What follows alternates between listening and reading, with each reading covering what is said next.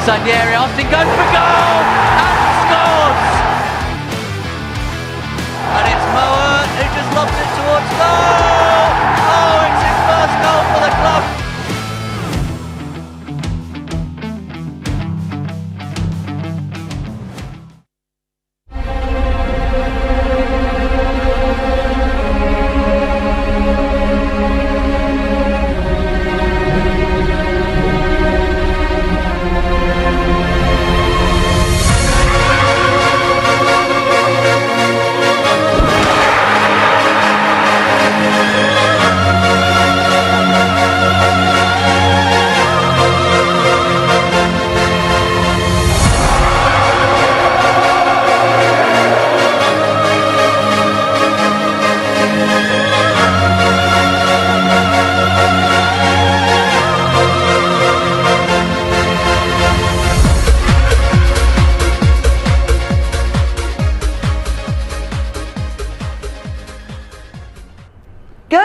Welcome to Matchday Live, where you can watch today's Yorkshire Derby around the world with us, wherever you are. All you need to do is scan the QR code that you can see on screen, and there you'll be able to buy your Matchday pass. Now, the team are back here at Ellen Road, and fingers crossed, back to winning ways. And we're joined by a man today who represented both clubs, but assures us, as always, that his heart is firmly here at Leeds United. Isn't that right, Jermaine Beckford? It is indeed. Lovely to have you with us. How cool is this, by the way? This is the first time we've been in the new studio where you can sit. It's a home game, so you can see the pitch outside. It's cool, isn't it? I'm loving it, and I'm trying super duper hard not to turn around and just see what's going on with the warm-ups. It doesn't make great telly, that. No, I know. I've got a nice back ahead, but I don't think they want to see it. Look, one thing we didn't love was that result midweek against Stoke, where, if we're being honest, look, we didn't utilise our possession enough, particularly in that first half. The chances that we had, we didn't really take our opportunities. How important is it that we bounce back in this game today? Oh, it's vitally important. Look,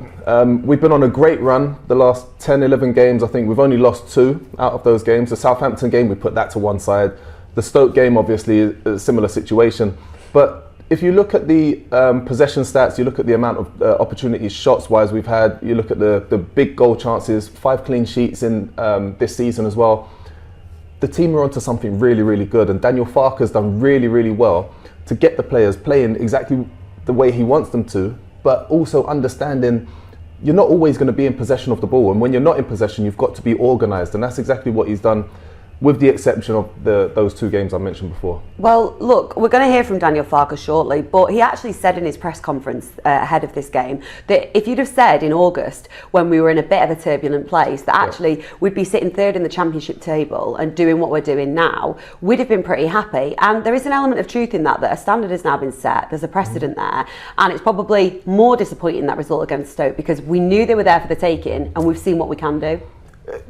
You hit the nail on the head, and you can see it. You can see the frustration in his face, Daniel Farke's face, when he said that. But also you can see the belief that he has in the squad. Now, you go back a little bit and you look at the start to the season that we had. It was a little bit of a tricky one, not necessarily playing the style of football that we wanted to see or that we've become accustomed to seeing over the last 6 or 7 games, especially. But there was a building process. There was something going on behind the scenes, and 3rd in the Championship. Leicester and Ipswich are currently on a world of their own. The 2 teams are playing some fantastic football. They're getting great results, and will it continue? I don't think those results will continue throughout the course of the season. At some point, they're going to level themselves out, and it's a matter of where we are at that time when they do start dropping points. We've got to do the simple things. Continue picking up the points, as many as we can do up until that point, and then that's where we'll be able to put pressure on them. They're just currently flying. Look, I'll only mention this once, the Patrick Bamford penalty. Look, you know what it's like, and nobody knows better than he does right now how disappointed he'll be in himself for missing that. How does he build his confidence back up, Bex? Look, a penalty's a penalty. It's a lottery.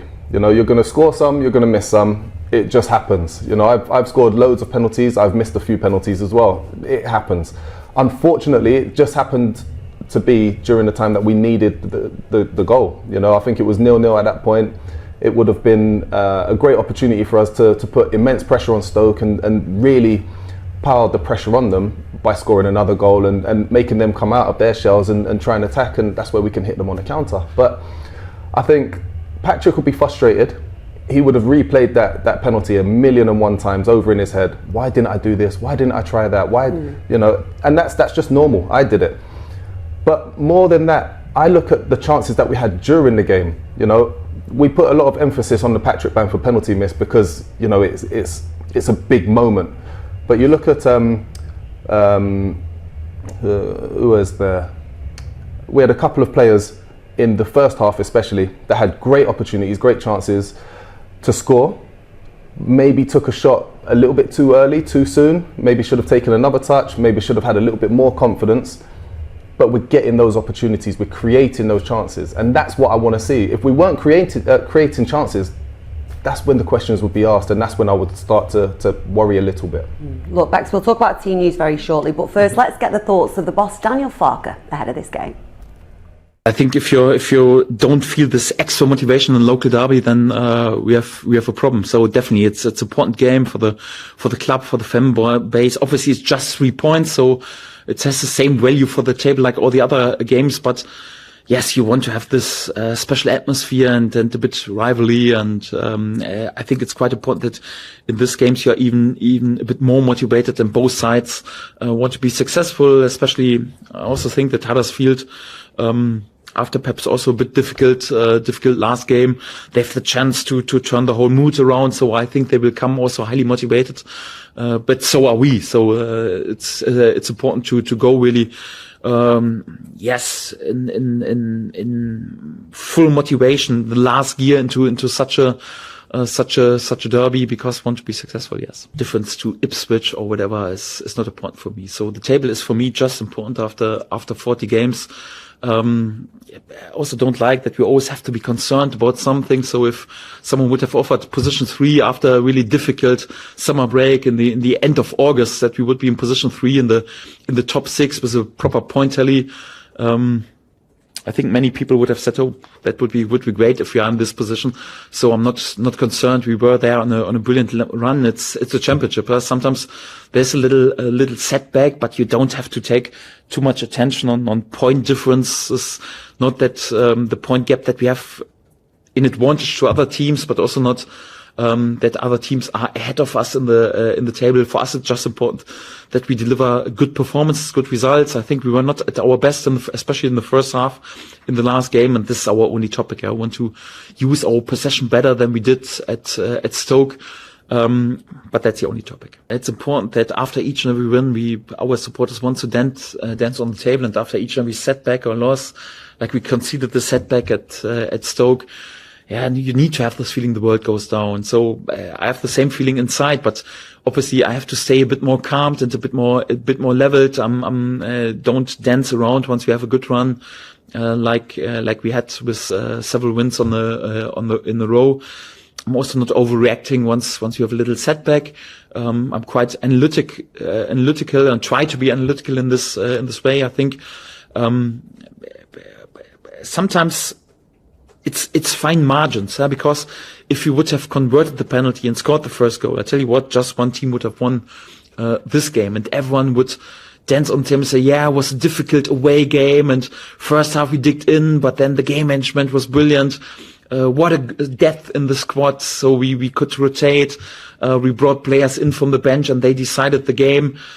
Sadly, we didn't use the penalty, concede the goal, and then it's totally the other way around.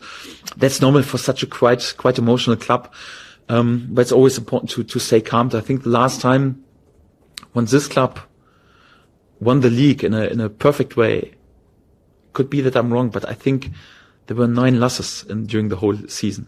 Last time I promoted with Norwich, I think I had 6 and 7 losses. So sometimes there is a setback. It's a championship, 46 games. So it's no team goes through a season without having a difficult spell, without having setbacks, without losing sometimes. So for that, this league is too competitive. It's, like I mentioned, not the best league. The best league is the Premier League, but the toughest league in the world. And if you don't have this mindset, that you also keep going after setback and you don't lose your confidence, then you've got a problem. The most important topic is that after a setback, you react in the right way and you make sure that there are no back-to-back losses. And this is what we've done so far. And this is also why we're highly motivated to show reaction tomorrow and want to win the points.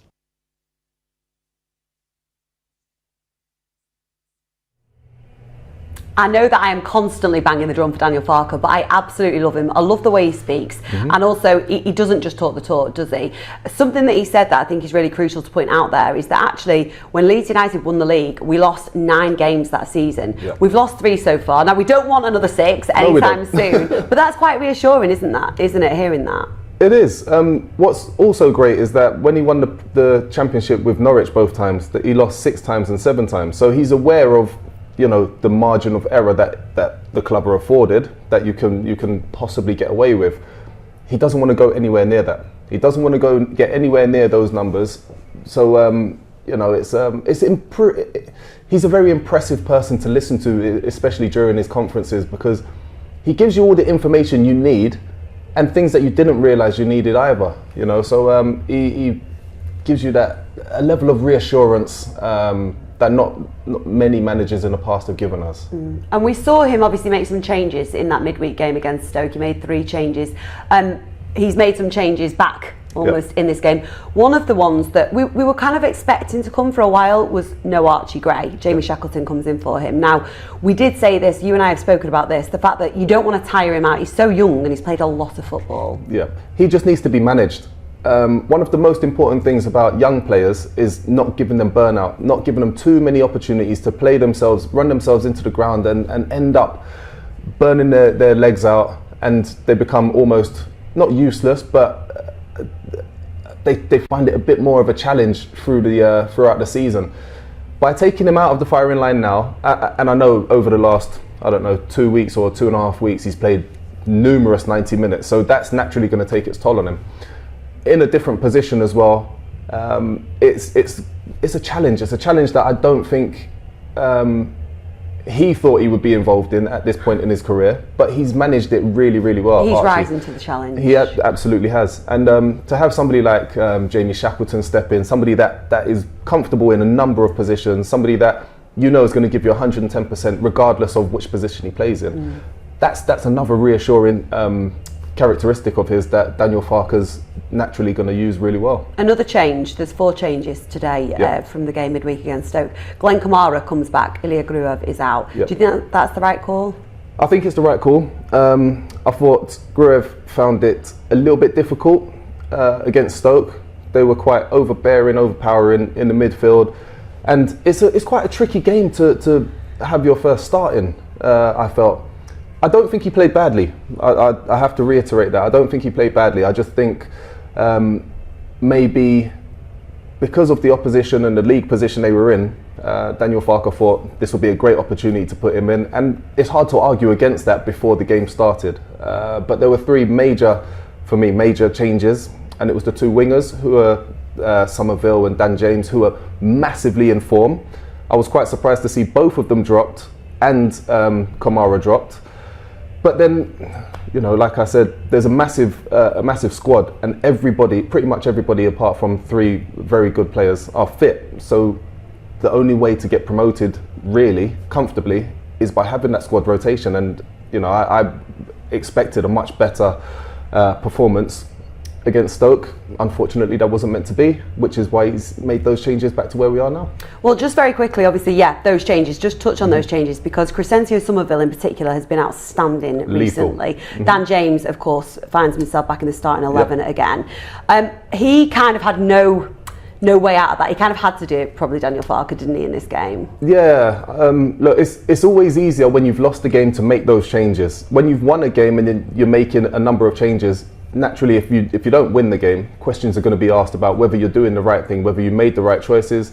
It wasn't meant to be that time, but I think possibly he should have changed one of the wingers and kept one of the other ones. So keep Somerville in, or some consistency there. Exactly. But look, we're back here, back at Ellen Road. He's got both of the wingers back in. He's got Kamara back in alongside Ethan Ampadu, which I think is a great combination. So I do feel, I have to stress this as well, I do feel a little bit for Jadon Anthony, because I don't feel he did too much wrong in that game. I felt it was a difficult game. Every time he picked the ball up, he was very driven, very positive, and he tried his hardest. So hopefully he gets off the bench today and gets a goal or two. Let's hear from Jayden Anthony, shall we? LUTV caught up with him this week to find out how he's keeping in life at Leeds United. Jayden, it's always good to see you, and thanks for joining us so soon after the game away at Stoke. Just reflecting on the game last night, disappointed not to get anything out of that. Yeah, obviously as a team we know we weren't at our best last night, and luckily we have a game coming up at the weekend where we can put that right. You've been well experienced in this division, getting a promotion. Do you know on those type of games, we're not at your best, try and get something out of it coming away, and that's a lesson to be learned going forward? Yeah, exactly. This league's tough, and any game can come up, and it'll be a difficult game, and you just got to try and ride it out. And I think we done that for a lot of the game. We weren't playing well on the ball, and we stuck in the game and created some chances, but set piece at the end kills us, and we just got to put that right on Saturday. I heard the boss say we win together and we lose together, and as a collective we've got a really good team spirit, haven't we? And that will be going forward, won't we? We do have these difficult moments, we're winning it all together. Yeah, like I say, it's a tight-knit group here, and like the boss said, we win together, we lose together. There was no blame on anyone. I think as a group we knew all of us weren't at it, and we just got to try and put it right, and for sure the group we have enough in this group to be successful. We've had a proper chat since you've got here. How are you? How have you found it moving up north? No, like I said, when I first came it was all a bit hectic, but I've settled in nicely now, and I feel at home here, and hopefully I can start helping the team and keep contributing and trying to push for this promotion. Yeah, you're certainly helping and contributing. The fans are really excited from your performances, what we've seen. And there's a lot of competition throughout the squad. And how do you thrive on that? Does it push each other forward to try and achieve bigger and better things? No, for sure. I think every player you ask will say they want to be playing, and that's what we need in this group. Obviously, there's a lot of talented players, and we just got to keep pushing each other, and that can only help the team, really. Whoever's playing will be ready there to support them, and when we get our moments, we got to take them, and that will help us as a group, really. Does it help for a player like yourself moving and having a good squad so you're able to settle straight away and feel comfortable? Because that's a big part of being a player, isn't it? Being able to comfortable off the pitch so you can perform on it. No, for sure. Obviously, like I say, the group's been really welcoming, and made me feel really at home. So I think it's a big part, and it helps having all that competition and really having to be at it in training to get your opportunities, and I think it can only help all of us, really. Touch on about your experience getting a promotion out of this division already. You know better than anybody. There's always a game round the corner, and that game is on Saturday. How much you're looking forward to that West Yorkshire derby? Do you know much about the West Yorkshire derbies? I've actually been told now that it's obviously a big game, and I'm always excited for games in this division and to represent this club to the best I can, and it's a big game for us, and a chance to put obviously the other game right, but also we have to keep climbing the table, and that's what we want to do. Try and perform well and really give the fans something to shout about. And to continue that home form, we've been very good recently at Ellen Road, 3 wins on the bounce. How important is it to continue that home form, not only for Saturday, but throughout the season as well? It'll be massive. Obviously, the support at Ellen Road is massive for us. And we want to try and make that a fortress. And it almost feels like we haven't been there for a while because of the international break. But we're all excited to get back there and hopefully get another positive result there. And like I said, make it a fortress.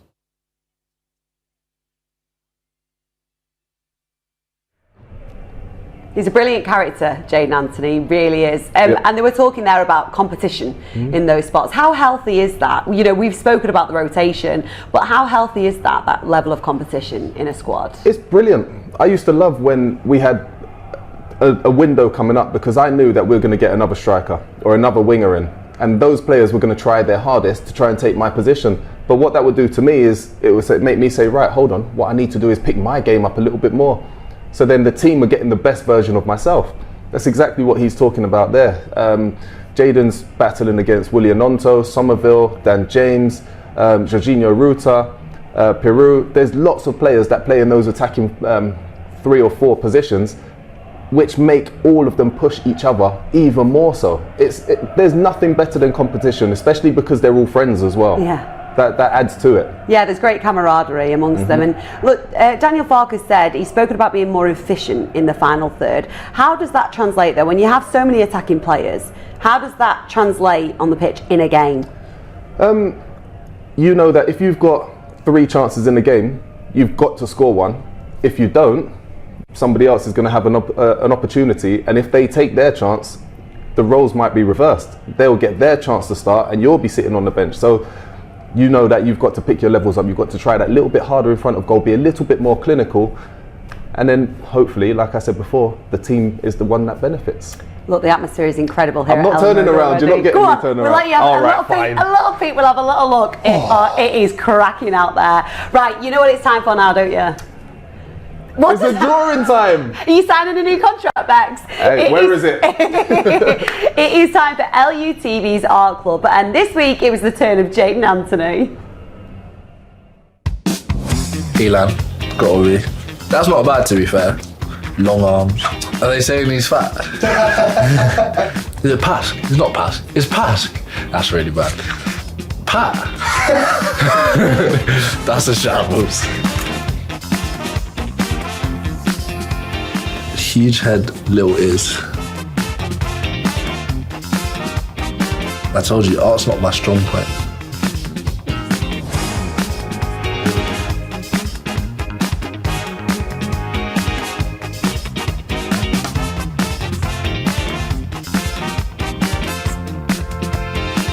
I'm gonna draw the colour of his national team kit. I think I'm happy with that, you know?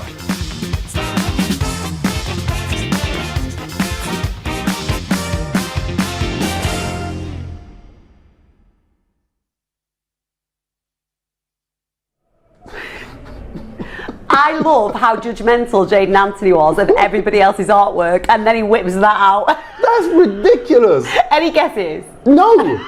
Genuinely, no. All I can say is whoever it is, they are going to be deeply offended. Copcat.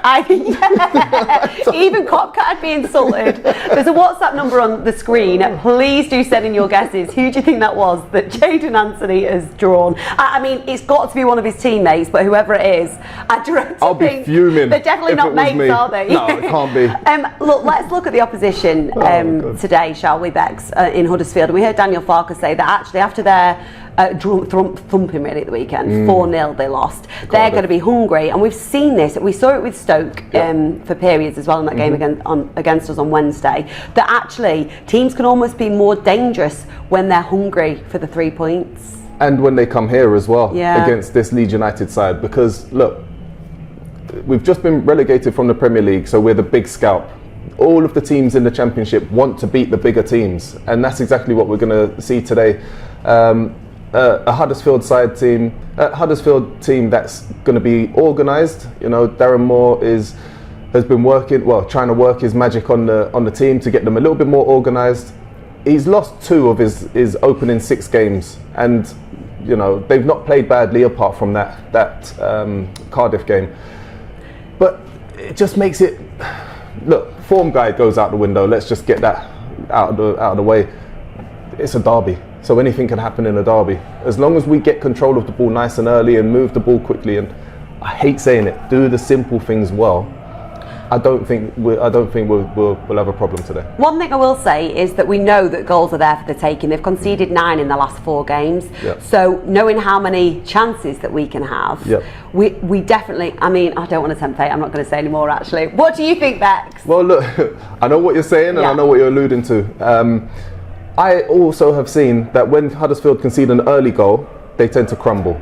And if we can do that, if we can get a nice early goal, quiet the fans down a little bit, I'm pretty sure we're going to see, again, quite a high-scoring game. What we have seen, though, is we've seen us win in different ways so far this season. So, for example, that game against Norwich, we now know that at half-time, if we've conceded, it doesn't matter. I mean, it does. We'd rather not. But what I mean is we know we can still go on and win the game. Well, that was, I think, the first game we conceded 2 goals and come back from a 2-goal deficit to win the game. But the manner in which we won it in the second half is the kind of performances that Daniel Farker is going to want to see consistently, on a consistent basis throughout the season, not just once we've gone behind. Okay, it's the moment of truth then, Jermaine Beckford. Rightio. Score predictions?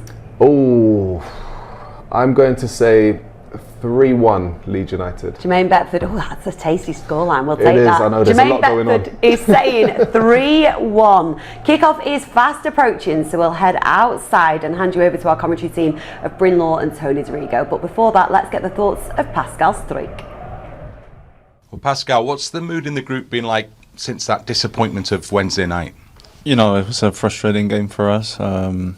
Really, that we should take the 3 points, but you know, we cannot be bothered too much because the games come around quick in the championship. So the mood is good so far. You know, we're up for a derby today, big one. So ready to take the 3 points today. Yeah, local rivals, big crowd, good atmosphere, but the key is just winning the game, isn't it? Yeah, exactly. I mean, that's the key every game for us. That's what we try to do.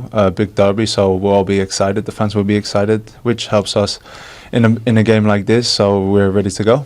Home form recently has been good, unbeaten at home as well. So that's another thing that you'll want to keep going, I guess. Yeah, I mean, yes, of course. Hopefully we can get this momentum going.